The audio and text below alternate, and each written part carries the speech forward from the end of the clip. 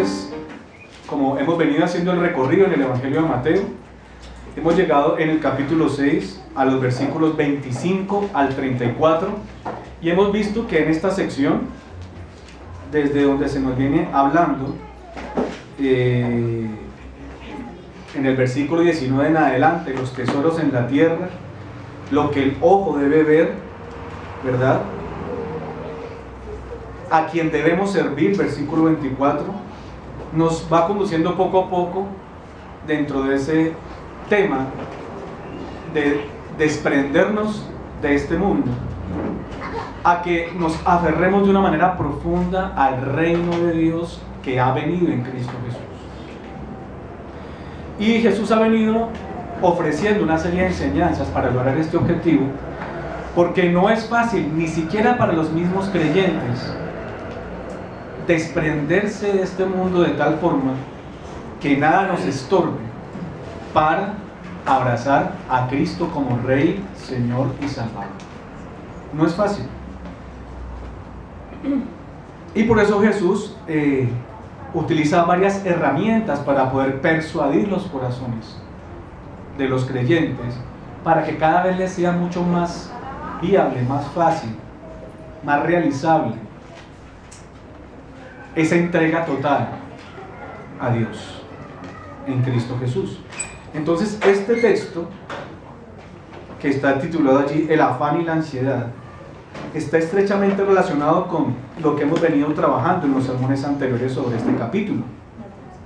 Y el versículo 33 nos va a poner el piso o la clave fundamental a través de la cual debemos interpretar este texto. El versículo 33 del capítulo 6 dice: mas buscad primeramente el reino de Dios y su justicia, y todas estas cosas os serán añadidas. Quiere decir que ahí hay un orden de prioridades, ¿verdad? Hay algo que es primero y algo que después llega como añadidura. Y esto que es primero es el reino de Dios. Y toda esa parte del Evangelio está centrada en esa idea específica del reino. Y para buscar el reino de Dios y su justicia, el hombre no debe dejarse dominar por las preocupaciones. Y esta vez el tema va a ser ese. En ocasiones anteriores, de pronto fue la avaricia, otro fue de pronto el deseo de ganar honor y aplausos en este mundo. Y en esta ocasión, cuando en el versículo 25 el Señor dice: no os afanéis, sencillamente va a trabajar el reino de Dios desde la perspectiva de las preocupaciones, desde la perspectiva del afán, de la ansiedad que genera el ser dominado por una necesidad, el dejar que una necesidad me marque el rumbo, el sendero, de permitir que las necesidades nos agenden la vida. Y decidirse por seguir y servir al Señor es también entonces una decisión por no afanarse por ninguna de las cosas de este mundo.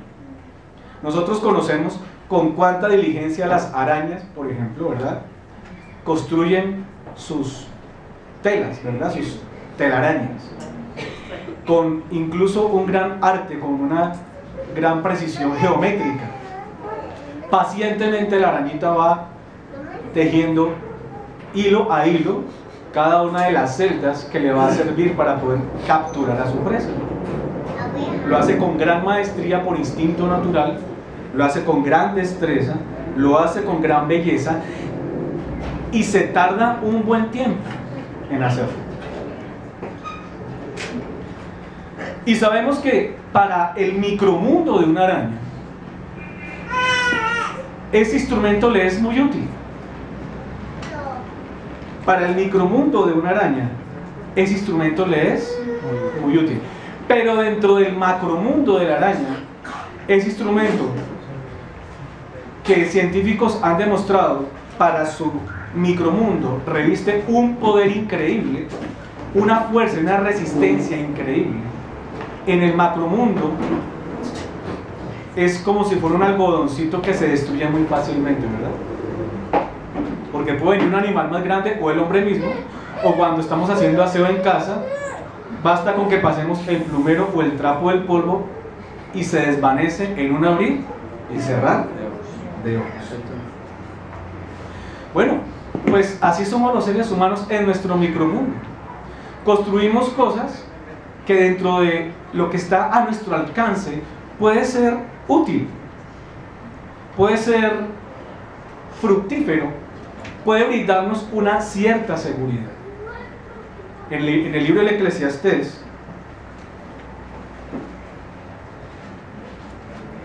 dice allí el predicador Salomón,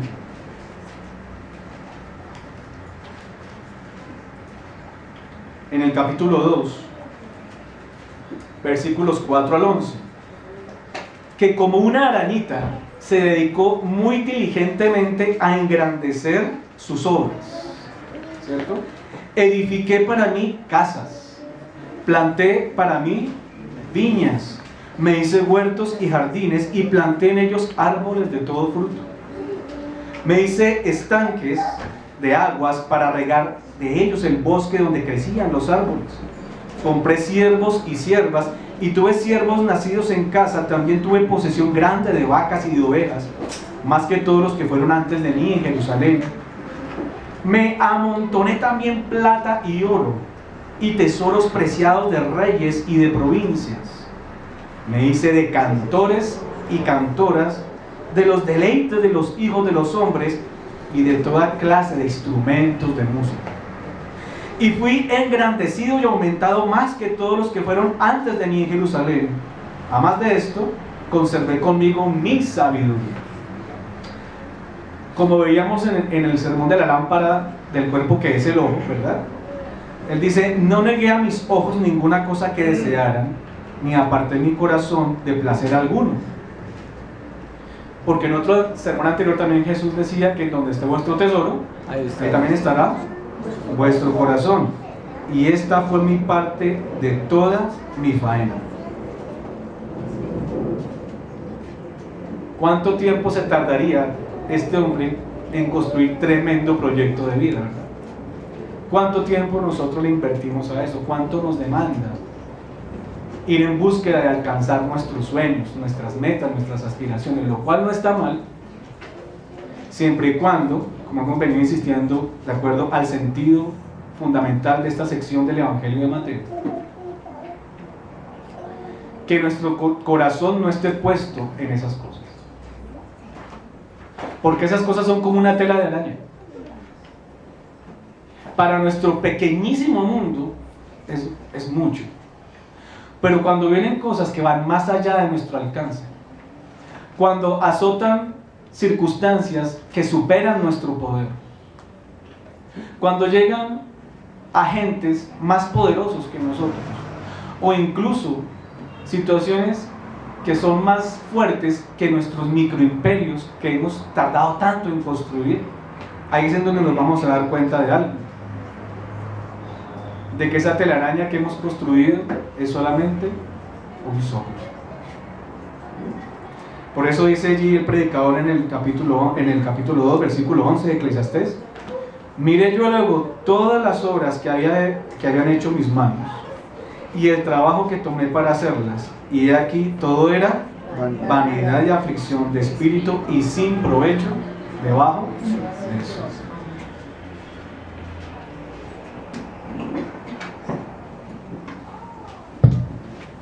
Entonces los niños y las niñas, desde pequeñitos estamos construyendo una vida. Desde pequeñitos estamos adquiriendo conocimiento en el colegio. Estamos aprendiendo muchas cosas. Y eso vale mucho. Pero eso tiene un corto alcance en esta vida. Es un deber delante de Dios estudiar, obedecer a los padres, obedecer a los maestros, obedecer a las autoridades, pasar los exámenes, hacer las tareas. Pero un niño que cree en Dios sabe que lo más importante es construirse como hijo de Dios. Porque los estudios en esta vida sirven mucho, para cumplir con nuestro deber civil, o sea, como ciudadanos en este mundo, para procurarnos el sustento, para ayudar a nuestros padres, para construir un hogar el día que formemos familia. Pero nada de lo que hagamos en este mundo, ni el dinero, ni los juguetes, ni los videojuegos, ni la ropa, nos permite ganar el favor de Dios. Y Dios no nos ve por lo que tengamos o que hayamos conseguido en este mundo, sino en cómo desde niños nosotros siempre hemos elegido primero ser hijos de Dios a través de la fe en Jesucristo. Porque si no tenemos el reino, que es lo más grande, que es la vida eterna, que es la salvación, nada en este mundo llenará nuestras vidas. Y cuando nosotros tenemos los ojos puestos, o cuando nuestro corazón está puesto en el reino, todas las demás cosas de esta vida, aunque ayuden en algo, son muy pequeñas y secundarias, y en últimas no serán más que vanidad y aflicción de espíritu. Entonces, es así que seguir a Cristo y doblegarse ante su autoridad y vivir bajo su gobierno, eso es lo que significa el título en Cristo de Señor. Es también una decisión por no afanarse por las cosas de este mundo. Es la oportunidad de liberarse de la ansiedad que generan las cosas de este mundo. Cuando estamos con Cristo, estamos satisfechos. Amén. Como se predicaba en Colosenses, ¿verdad? En Cristo estamos completos. Sí, sí. En Cristo estamos completos. Bueno, ¿en qué áreas de la vida? Cuando allí en Mateo 6, versículo 25, dice: no os afanéis por vuestra vida, 1, y más adelantico, por vuestro cuerpo, 2. Significa todo lo que somos. Son las dos más grandes preocupaciones del hombre, porque son las dos grandes áreas que componen el hombre: el aliento de vida y el hecho de estar físicamente en este mundo. Entonces, cuando el Señor dice no os afanéis por vuestra vida ni por vuestro cuerpo, lo que está diciendo es que no se afanen por nada que tenga que ver con algo que muy radicalmente represente importancia para ustedes, aunque sea vitalmente necesario como comer, aunque sea vitalmente necesario como vestirse, aunque sea vitalmente necesario como disfrutar de dar y recibir afecto, de alcanzar una meta o de realizarse en alguna área laboral o de los negocios. Y todo discípulo, es decir, todo aquel que ha creído en Cristo como su Salvador y lo ha dejado todo para seguirle, debe creer que haciéndolo vivirá bajo la cobertura y la autoridad del reino de Dios, y que el Señor será dueño y Señor tanto de esa vida como de ese cuerpo, y por tanto no tendría por qué haber en el corazón de un creyente ningún tipo de afán ni ansiedad, por lo menos no de aquella que tiende a dominar, porque es natural que nos preocupemos, es natural que sintamos anhelo, expectativa por las cosas, pero no puede ser que estos anhelos, expectativas y preocupaciones se conviertan en factores dominantes al punto que nos esclavicen y nos aparten del verdadero señorío que debe ser el señorío de Cristo. Cuando algo en esta vida se toma el lugar del señorío, nos estamos apartando de Dios, porque ese es el lugar de Dios. Para poder entender un poco más desde la perspectiva del Evangelio de Mateo, ¿qué se nos está enseñando en este capítulo 6 y particularmente en estos versículos? Esto del reino, el señorío, no preocuparse, quién domina, ante quién nos debemos subordinar, postrar, a quién debemos obedecer, por qué tenemos que entregar en este reino nuestra vida entera. Pues vale la pena recordar algo que ya se nos ha dicho en Mateo y que ya se nos ha predicado. Basta que observemos dos datos. En el capítulo 1 en el versículo 23, encontramos dos datos muy iluminadores. La primera idea iluminadora que encontramos en 1:23, en donde dice que he aquí una virgen concebirá y dará a luz un hijo, y llamará su nombre Emmanuel, que traducido es Dios con nosotros. Vemos que el reino de Dios no es primero un algo, sino un alguien. Y ese alguien es Cristo. Porque Cristo es el reino de Dios. Cristo es la morada de Dios en medio de su pueblo. Y a través de Cristo Dios mora en su pueblo. Cristo es el Rey de Reyes. Es el Señor de señores. Cristo es un ser personal y por lo tanto el reino es un asunto de tipo personal, de comunión, de encuentro. Cuando en Lucas 17 los fariseos le preguntan a Jesús ¿cuándo llegaría el reino de Dios? Jesús les dice que no sería un lugar. Lucas 17.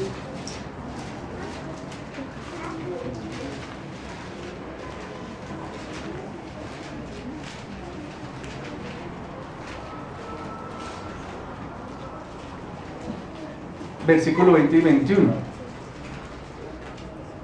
El reino de Dios no vendrá con advertencia, ni dirán, helo aquí o helo allí. Porque el reino de Dios, dice, he aquí el reino de Dios está entre vosotros. ¿A quién se está refiriendo? A Él mismo.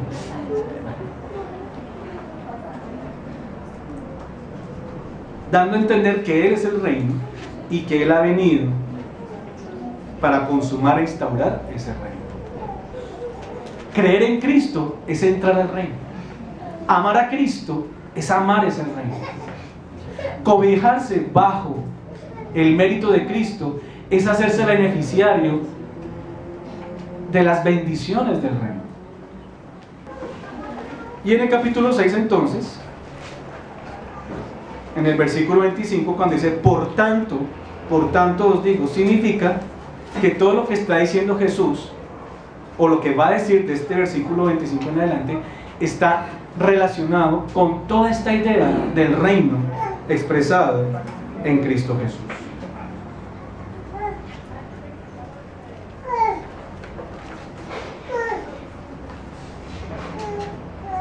Entonces, es en esta perspectiva que Jesús nos va a hablar de la ansiedad.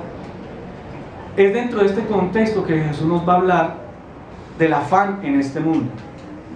Y por eso este mensaje, que tal vez lo vamos a trabajar en dos partes, lleva como título: no os afanéis, primero el reino y su justicia. No os afanéis, primero el reino y su justicia.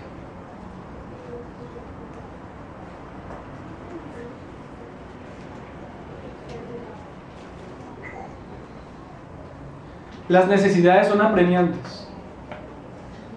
Las necesidades agobian y acorralan.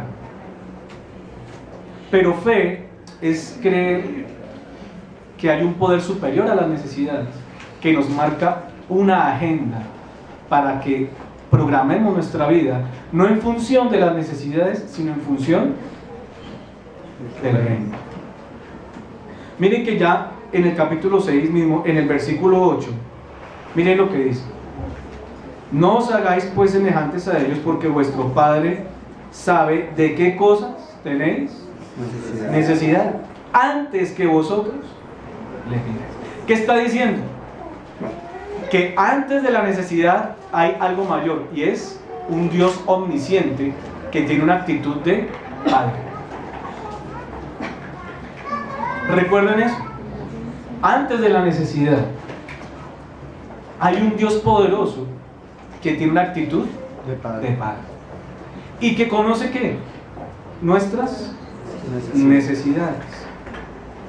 Y para explicarnos mejor este principio, Si ustedes notan, los versículos 25 al 34 no son una narración como tal, no están en género narrativo, es un discurso exhortativo. De hecho, es un discurso imperativo, es un discurso que establece a través de un intento de persuasión el que los que oyen obedezcan una orden. Es impartir de manera persuasiva una orden para ser obedecida. Ese es el género literario de ese texto. Y allí Jesús va a utilizar 4 argumentos para sensibilizarnos frente a la necesidad de creer en esto. De que antes de la necesidad está ¿quién? Dios, un Dios paternal. Y que por tanto no nos podemos dejar oprimir por las necesidades, sino que si es Dios primero, entonces ¿qué es lo primero que debemos buscar? Su reino. Esa es la enseñanza del texto. El primer argumento es el argumento de la providencia de Dios. Tal vez hoy veamos 2 y en el próximo mensaje veamos los otros 2. El primer argumento es el argumento de la providencia de Dios.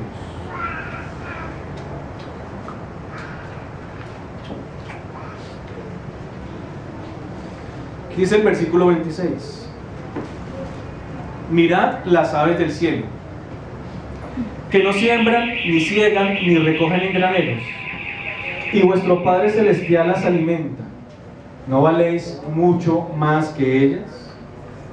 Y luego en el 28 al 30 dice: y por el vestido, ¿por qué os afanáis? Considerad los lirios del campo, cómo crecen, no trabajan ni hilan. Pero os digo que ni aun Salomón con toda su gloria se vistió así como uno de ellos. Y si la hierba del campo que hoy es y mañana se echa en el horno, Dios la viste así, ¿no hará mucho más a vosotros, hombres de poca fe? Entonces Dios apela al argumento de la providencia para decir que Él asegura para nosotros tanto el alimento como el vestido, que son los elementos que entran a responder a las 2 grandes áreas por las que se preocupa el hombre, que son su vida y su cuerpo, ¿verdad? Su vida y su cuerpo.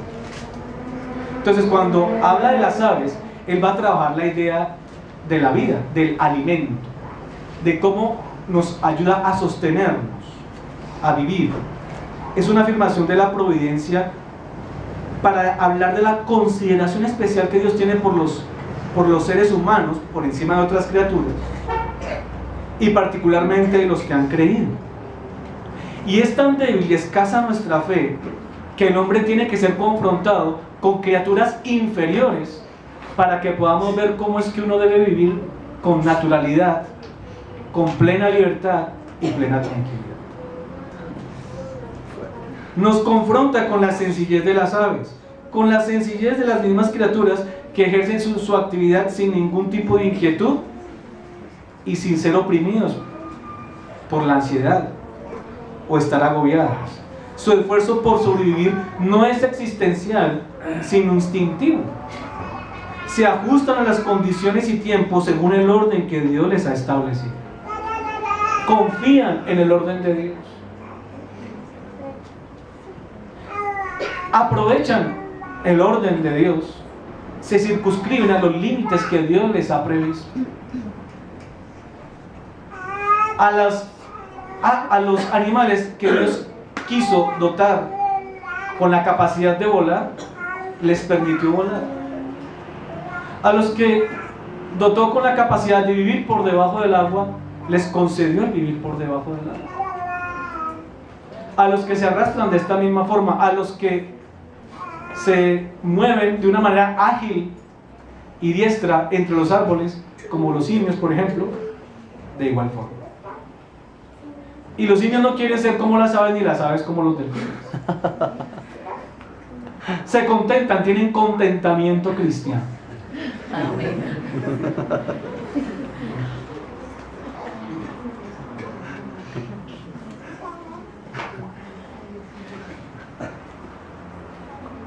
Salmo 104, 27.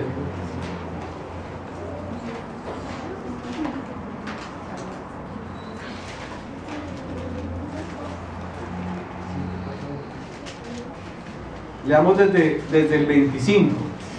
Salmo 104, 25. He allí el grande y anchuroso mar, en donde se mueven seres innumerables. O sea que innumerables seres son más juiciosos que los seres humanos. Porque dice que, a pesar de que sean pequeños o grandes, ¿verdad? Dice el versículo 27, todos ellos esperan en ti.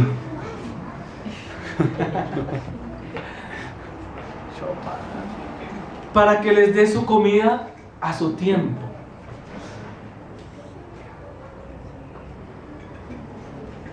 Les das, recogen, abres tu mano, se sacian de bien. ¿Qué es lo que debemos tener? No tener dinero para comprar, o que no se extienda la mano favorable de Dios sobre su pueblo. Nuestros ojos no deben estar puestos en sí en el dinero, sino en el que nos da la capacidad de conseguirlo. Dice el versículo 29, escondes tu rostro y se turba. Ahí es en donde nosotros debemos tener puestos los ojos, es decir, saber que Dios se puede asomar o se puede esconder.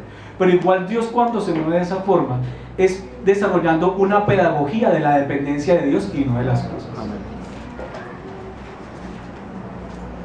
Para que cuando estemos pasando por necesidad, no nos arrodillemos ante las personas, sino ante el Dios Todopoderoso. Porque Él es el que quita el hálito y deja de ser, y todo vuelve al polvo. Pero a la vez, dice el versículo 30, Él es el que envía el Espíritu, son creados, y Él es el que renueva la faz de la tierra. Y por eso la gloria no es para esa empresa para la cual yo trabajo hace 15 años. Gracias a Dios por eso, y debemos una cuota de gratitud a esas personas y de fidelidad. Pero es gracias a Dios, la gloria es para Dios, versículo 31, para siempre. Amén. Amén. Proverbios 15, versículo 3.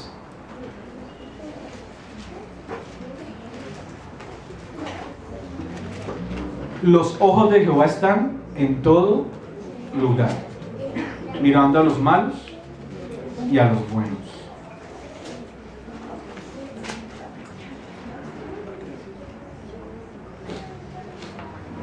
Es decir, no hay un lugar en donde la mirada de Dios no nos cubra. No hay una situación tan preocupante, tan crítica, tan difícil, donde Dios no esté presente. Y los discípulos deberíamos encontrar en esto gran consuelo y seguridad, pues además de ser criaturas, dice la Biblia que los seres humanos son la única criatura que fue creada a imagen y semejanza de Dios. Y si Dios cuida al Leviatán,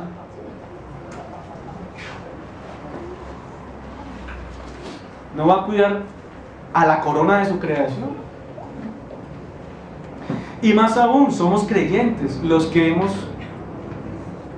reconocido nuestro pecado y hemos recibido el perdón que Dios nos ofrece a través de la muerte de Jesucristo. Es decir, somos ese remanente especial de entre todos los pueblos de la tierra. Entonces Jesús, al manejar esta proporción entre las criaturas, los hombres y los creyentes, en relación a su providencia, muestra cuán asegurado está el favor del Padre para nosotros. Está mostrando cuán asegurado está. Y yo sé que algunos tal vez en su vida estarán pensando, pero ¿dónde está esa estabilidad? ¿Dónde está esa protección de Dios? Recuerden que hay un mundo micro y un mundo macro. El mundo micro de la araña, ¿verdad? Y hay un mundo macro que es el mundo de las criaturas superiores. En nuestro caso, tenemos una visión pequeña en donde a veces no comprendemos ciertas cosas. Pero en la visión macro de Dios hay un poder que doblega todos los demás poderes. Hay un poder que sortea toda circunstancia difícil en favor de los suyos. No es que vaya a haber ausencia de circunstancias difíciles, solo que esas circunstancias difíciles que escapan a nuestras capacidades, como en el caso de la araña, están gobernadas, controladas y direccionadas de forma sabia, con un fin perfecto por un Dios supremo. Amén. Que extiende su favor hacia sus hijos, hacia sus redimidos. Este es el argumento de la providencia. Y en la apelación a los lirios, en el versículo 28 del capítulo 6, ya nos habló de las aves para hablarnos del alimento, ¿verdad? En el versículo 28 nos habla de los lirios, ya no para referirse al alimento, sino al vestido. Busca mostrar que Dios se preocupa por cubrir sus criaturas, y no solo eso, sino por cubrirlas con belleza. No solo el vestido es necesario, Dios reconoce que es importante estar bien presentado. Por eso, como algunos dicen, ¿no?, el problema no es ser pobre, sino estar bien presentado. Si tiene 2 trajes, que estén bien limpiecitos. Pero el sentido no es exaltar la vanidad, sino que Dios nos viste con la dignidad suficiente. No tenemos que tener Versace y MNG para ser bonitos, elegantes y estar bien presentados y tener el aprecio o la buena impresión de los demás, porque si bien es cierto, estamos en un mundo industrializado en donde la presentación personal es importante, pero aún así no hay necesidad de ser esclavo de la vanidad. Quien está embellecido con las vestiduras de Cristo hallará gracia ante cualquier persona, así sea un ardila lula.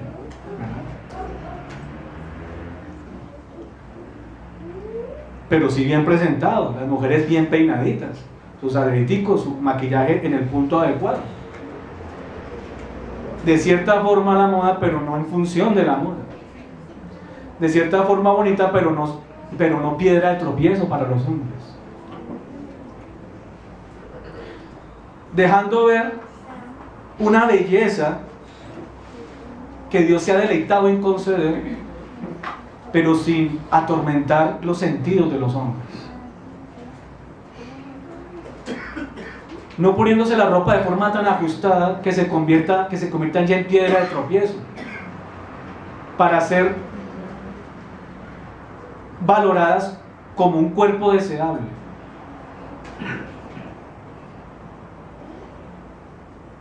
Sino que reflejen en todo pudor, recato, equilibrio, un corazón puro, limpio, que no busca convertirse en un pedazo de carne para los hombres, sino que en verdad considera que ella todo es un ser digno de ser apreciado, no solo porque tiene un gran cuerpo, sino porque ha sido dotada de una inteligencia, de unos dones, de unos valores, de unas virtudes que sobrepasan muchas veces y que le ganan muchas veces a la belleza.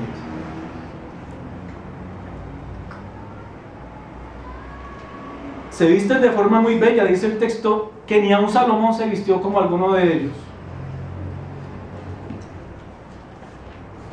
Y Salomón en el mundo bíblico es, en la cultura judía que subyace al mundo bíblico, fue un tipo proverbial del lujo y la riqueza. Ustedes lo saben. No solo de sabiduría, sino de lujo y riqueza. Entonces, la belleza conferida por Dios es una forma de dignificar su creación.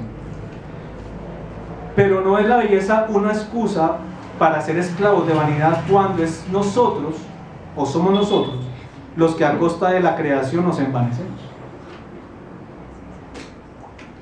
Y la razón por la cual en la naturaleza hubo hierba más elegante que Salomón es porque las criaturas no serían vanidosas e idólatras como los hombres, si a los hombres se nos hubiera permitido lucir con una gloria mayor que la de la naturaleza.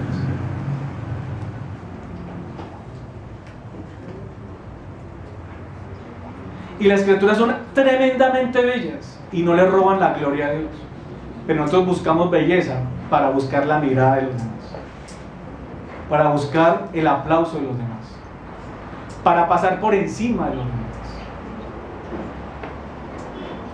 El hombre debe reconocer que la gloria mayor es la gloria de Dios. El hombre busca su propia gloria, busca ser visto, busca ser reconocido, busca ser admirado e incluso envidiado. Yo recuerdo el comercial, ¿no? Algunos a veces se ríen cuando yo hablo de algunas cosas de la televisión de hace muchos años atrás, porque son algo jóvenes y no las vieron nunca. Había un comercial que decía, es mejor despertar la envidia que sentirla.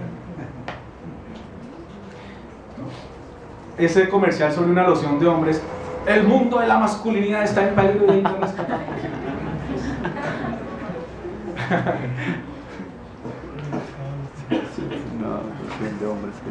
¿Es malo usar un perfume? No. ¿Es rico oler a rico? Y que alguien cerca de uno esté oliendo a rico. Usen perfumito, báñense, desodorantico, todo eso.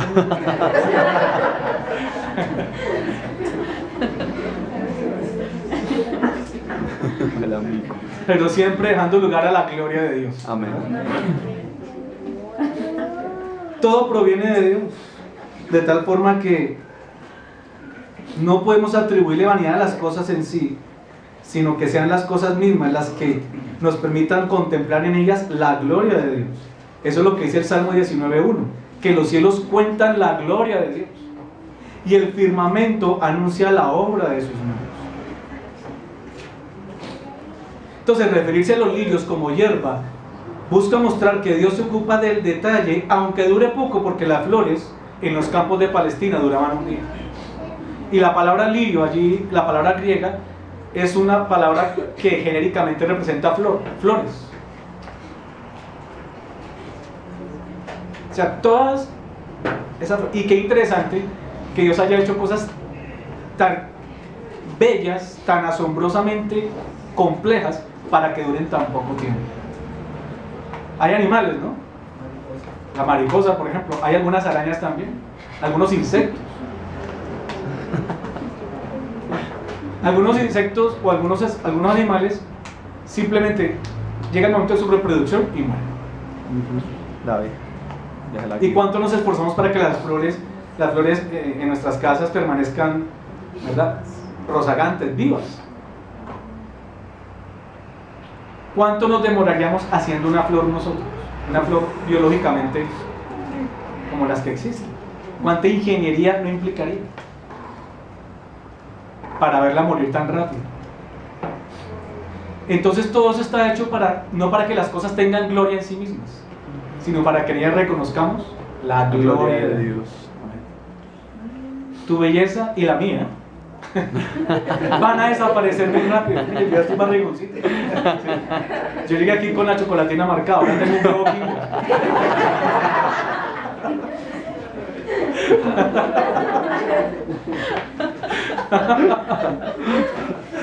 Que la belleza se va rápido, Como 15 años haciendo ejercicio para que en 2 años todo se pierda. ¿Sí?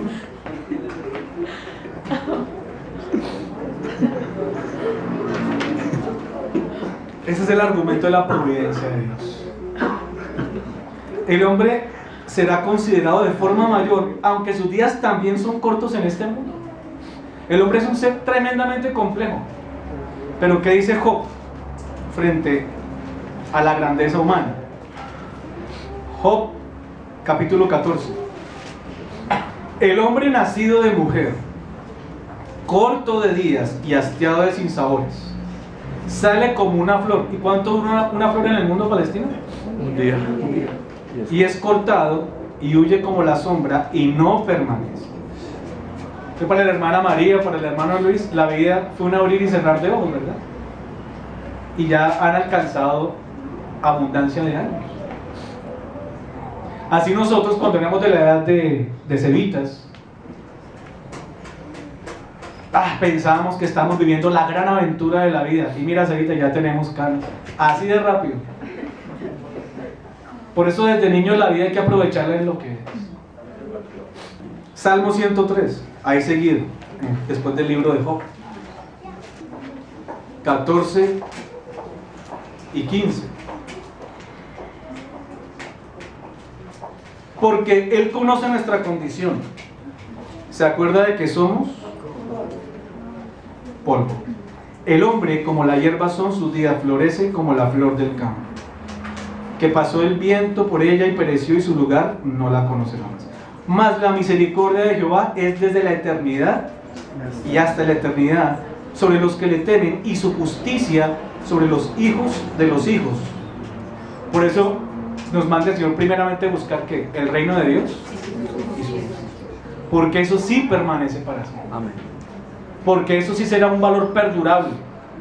Y porque eso sí te pone un piso firme para esta vida y para la venidera. Es el único bien que te abre las puertas de la eternidad. Entonces miren que cuando Jesús dice hay hombres de poca fe, allá en Mateo 6, versículo 30, si Dios se cuida tanto de las cosas que son inferiores a los hombres y que son perecederas, que se echan al horno, y Dios las embellece de tal forma, ¿no hará mucho más a vosotros? Y vosotros son los discípulos, hombres de poca fe. Claro, es tener muy poca fe, no notar la forma como Dios ofrece ese sustento magistral, como Dios sostiene todas las cosas. Y por eso la palabra allí, que se traduce como poca fe, también en el mundo del primer siglo significaba pusilánime. Y así se nos interpela a los creyentes, porque nosotros decimos que creemos en Dios, pero no hemos madurado una noción de Dios bíblica. Y vivimos en el micromundo de la araña, pero no hemos trascendido a través de la visión de Jesucristo al macromundo de Dios. Y cuando nosotros trascendemos al macromundo de Dios, ahí es en donde desaparecen, porque ahí hay un guardia en la entrada, que es el Espíritu Santo, que no deja entrar ¿a quién? A la ansiedad, ni al afán, ni a una preocupación dominante. En el macromundo de Dios, esos personajes no tienen entrada.